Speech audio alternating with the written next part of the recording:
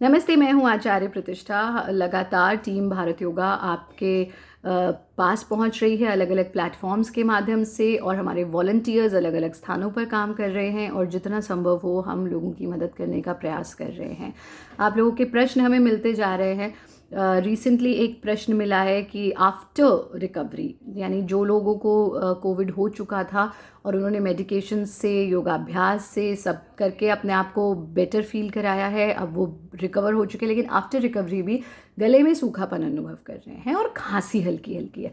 तो अगर आपको भी खांसी है, चाहे आफ्टर रिकवरी या बिफोर या नॉर्मली भी, तो आपको आज मैं एक ऐसी चीज़ बता रही हूँ जिसका सेवन करने से आप उसको दूर कर सकते हैं। अभी हाल ही में हमारा जो वीडियो रिलीज़ हुआ है जिसमें हमने 4 स्टेप्स दिए हैं इवनिंग और मॉर्निंग के, वो आप करिए। उसका लिंक हम शेयर कर देंगे इसी वीडियो के डिस्क्रिप्शन में।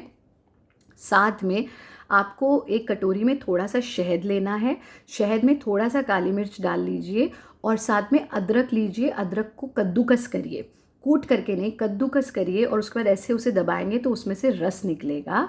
उस रस को भी शहद में डाल देना है।